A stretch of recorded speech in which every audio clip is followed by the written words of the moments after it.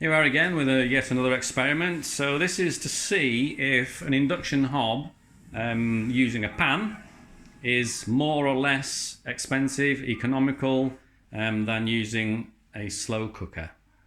Okay, so I'm going to measure the results of heating an induction 2 litres of water in an induction pan with the lid on up to 92 degrees, okay, or as close as I can get, somewhere there, and then reducing the power so that it is maintaining the 92 degrees to see if it uses more or less energy than a slow cooker doing exactly the same thing. Now, if you've seen one of my previous videos, the slow cooker maintains the temperature by switching the element off and switching the element on, and it goes between 90 and 92 degrees as it does that and uses a certain amount of energy.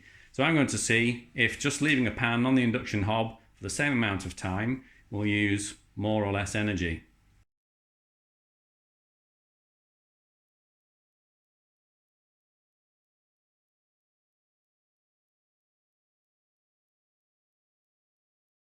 Here's my slow cooker, and I've put 2 litres of water in the slow cooker, and I've got a temperature probe in there as well, so I can monitor what temperature the water gets to over what period of time. Alright, so I'm putting it on a 4-hour setting, and I'm going to choose high to start with, and the slow cooker's plugged into the energy monitor on the wall, so it's going to record how much energy it consumes.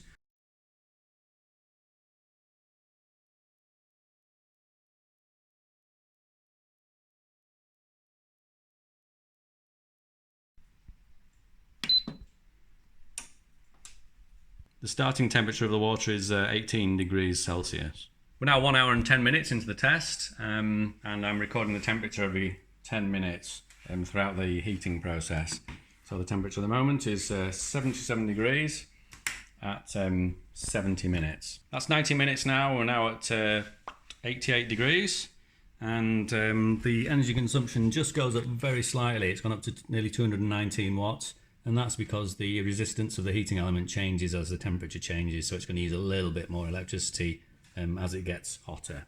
The thermostat has just clicked off at 96 minutes, and it is just flicking between 90 and 91 degrees.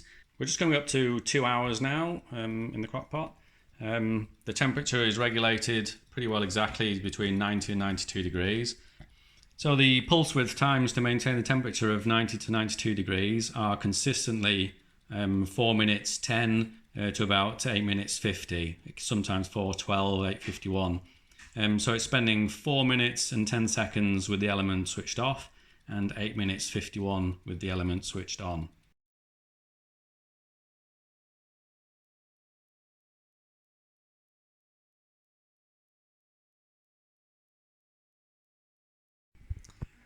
Now, slow cookers heat the water up very slowly. I'm not going to do that on the hob. I'm going to heat the water up on its high setting at number 9 until it reaches just below boiling point, and then leave it at that simmering point, whatever setting that takes, and measure the energy that it's using. I have a CT clamp around the cooker cable, so there's something measuring the exact amount of electricity that's used and also the amount of time it's used for. Right, so I'm going to put the temperature probe in the water, because that would help, and like that, and just make sure it's submerged in the water but it's not touching the bottom of the pan. Putting it on number 9. Okay, so this is not the fastest boiling setting, but it's the one before the P, and here we can monitor the temperature rise, and we're going to stop when it gets to 92. So this is my live computer readout for that now, and you can see that it's using 1880 or somewhere around that watts.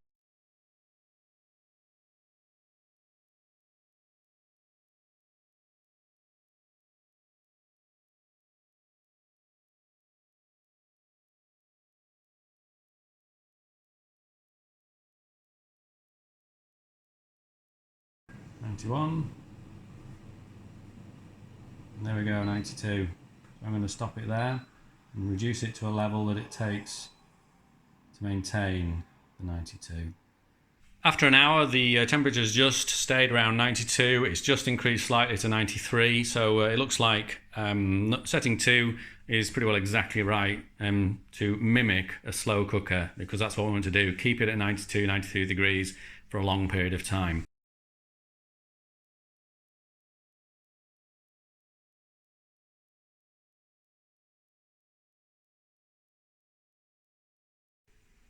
So you can see, looking at the graph that we've produced there, the orange line is the slow cooker and the blue line is the induction hob. You can see the blue line increases sharply at the beginning because I asked it to boil the water quickly rather than it taking a long time like the slow cooker. But then you can see the line flattens out so that it's actually using much less energy to maintain the temperature. And by the time the 6 hours is up, it's used an awful lot less electricity and an awful lot less cost as a result.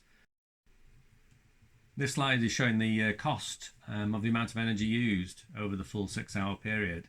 Again, the slow cooker is the orange, the induction hob is the blue, and you can see that the slow cooker costs 34 pence over the 6 hour period, and the induction hob costs 22 pence to do the same thing over the 6 hour period. So despite heating the water up more quickly to start with, it's a much more efficient way of cooking, and it's cost far less money.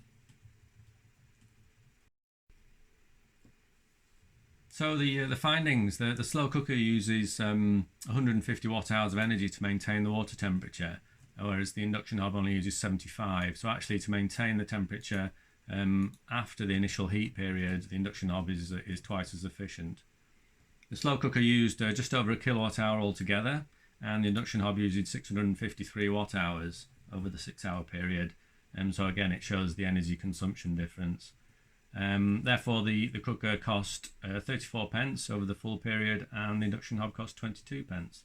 Now, if you were to just expand that out to an annual use of, let's say, using it 3 times a week, the slow cooker would cost you £53 and 4 pence for the year, and the induction hob doing the same thing would cost £34 and 32 pence. And those costs are worked out using the 34 pence per kilowatt hour of energy that the October price cap is likely to be.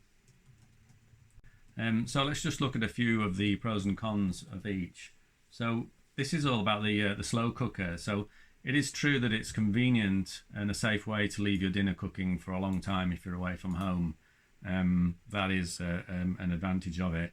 Now you can set the timer on an induction hob to cook for a certain period, and then it'll switch off after that, which could mimic a slow cooker. However, there still is the pan and the possibility of something knocking it off or over, so the slow cooker is more convenient in that respect. It's cheaper to buy, so you can go out and buy a slow cooker just for £40–50, and it's a countertop plug-in appliance, so you don't need any special fitting or wiring or anything like that, so you can plug it in and use it straight away. However, I don't think it's as flexible as the induction hob. Of course, you can use the hob to fry. You can put 5 pans on at once, different things in each pan. You can use it for steaming, for all sorts of things. So it's really multifunctional compared to the slow cooker. However, you can get multifunctional slow cookers. Yeah. Okay, a few of the cons. It wasn't very energy efficient. The electric heating element transferring heat through to the pan. And despite it being double insulated, it wasn't energy efficient compared to the hob, and there's no insulation around the pan on the hob, so I was really quite surprised at how poor the slow cooker was. And the other thing is it actually necessary to cook food for that period of time? It would have to be very tough meat to warrant putting in a cooker for 8 hours. You could probably do exactly the same thing on the hob in an hour and a half or 2 hours, and it would just be as good food. I must admit, the melange of the flavours in a slow cooker do make a difference, because it's been there for so long. But in general, I think it's a waste of energy. So yeah, except for convenience while you're out of the house, I don't really see the point in cooking slowly in a special little cooker. You might as well just use the induction hob. So the pros and cons of induction hob. The first thing is it is very fast to boil. It competes with the energy efficiency and speed of a kettle. So even a 3 kilowatt kettle, the hob can actually boil the water marginally faster than the kettle, but it does use a small amount more energy in doing so, and that's mainly due to the overhead of heating the pan, as opposed to just having the heating element of the kettle. Also, the water in a kettle is stacked on top of one another. If you use a tall, slimmer pan, then you'll get slightly better efficiency out of the induction hob. But in general, if you want to boil water, you should use the kettle. It's very flexible cooking appliance.